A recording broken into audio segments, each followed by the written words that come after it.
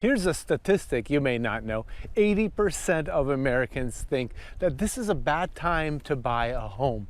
Well, I wonder why they think that. Maybe because interest rates are over 7%. And in fact, this article published on Yahoo Finance says that the interest rates right now are 7.22, just as of last week for the average. That means that some people get it a little lower and some people get it a lot higher. Now, this data comes from the Fannie Mae Home Purchase Sentiment Index, and they do some statistics about what exactly people are feeling, and they're not feeling too good about things. They're not feeling like this is the time to buy.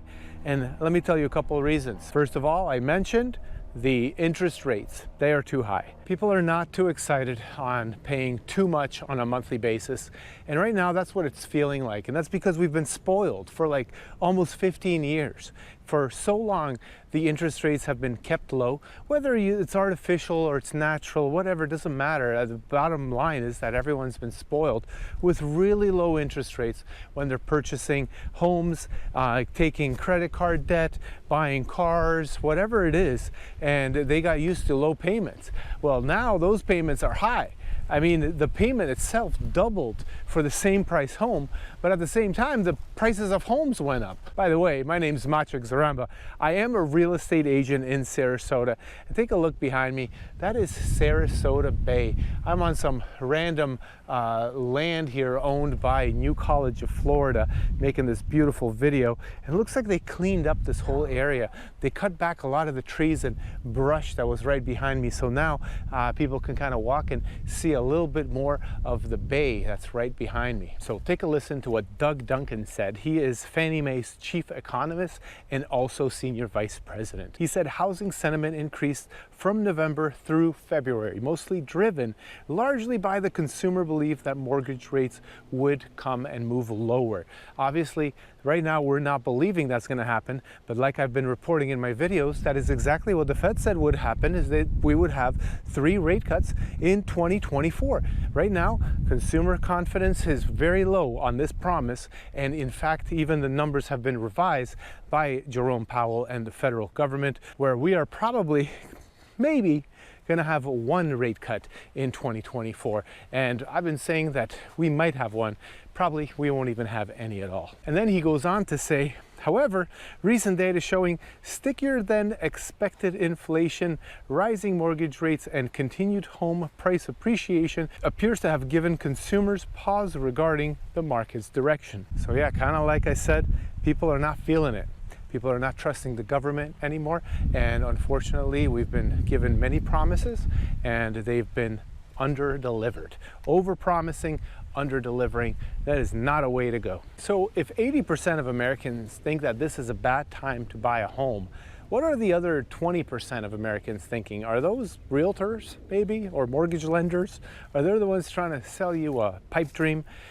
Listen, I do think that there's always a time to buy a home, and it depends on your situation too. Sometimes if you have no place to live, you're overpaying for rent, or if you're in this perfect situation to purchase a home that is just perfect for you, well, then that is the right time to buy a home. Or if it's an investment property, all the numbers make sense and it's a great return on your investment, then it's a time to buy. But overall, when you're just looking at, 10% down payment and having a higher mortgage payment than rent would cost, then it may not necessarily be ideal for you. But also, Americans think that in the next 12 months, mortgage rates will be going down, which is one of the reasons why a lot of buyers are just kind of waiting on the sidelines.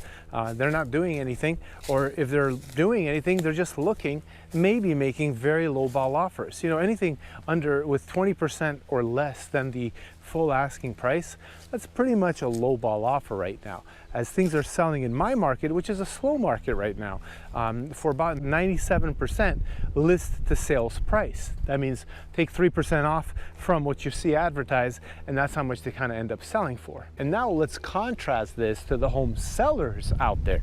The buyers, they don't have much confidence. What about the sellers? What are they thinking? And this article is stating that home sellers are remaining optimistic. I am very puzzled by this, because every home seller that I talk to, they kind of don't feel very good because there's not enough showings on their homes, and there's definitely not enough offers on their homes. You know, an increasing number of home sellers are thinking that this is a good time to sell.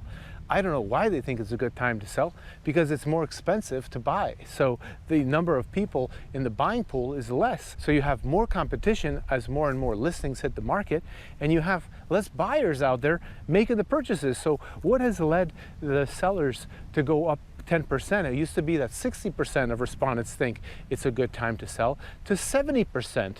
All the while, we have less confidence in rate cuts, and we have less buyers, and we have more inventory. What the heck are these sellers thinking? And quite frankly, where are they getting their data from? Now, in this article, we had a comment from an agent. This is John Grauman. He's from Grauman Rosenfeld.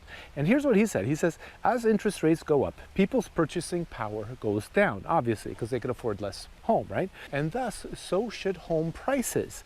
But that hasn't happened in this latest market cycle. And I am 100% in agreement with what he's saying. As inventory goes up, as interest rates go up and people's purchasing power goes down, people kind of slow down, and there is less and less demand for the same home. And then more and more inventory happens, because inventory keeps hitting the market, but less is selling. So there's a growth that happens over time. And what happens when there's an oversupply? Well, of anything, just think about it. If we have, too much copper being produced, copper prices go down. If we're overproducing corn, corn prices go down. Right now, we have too many homes for sale, and the prices have not gone down yet. I have been saying for quite a while that we are at the precursor of price reductions, and for some reason, price reductions have not happened. Right now, all the prices are still staying high. Some markets had minor declines. Some markets have increases. And on a national average, year over year, our prices have increased over 4%, which I think is crazy. Especially because I'm in the Florida market, and the Florida market has gone through some significant changes in inventory, but we do have a lot of tourism here, and we have a lot of demand from people buying second homes and vacation rentals and investment properties.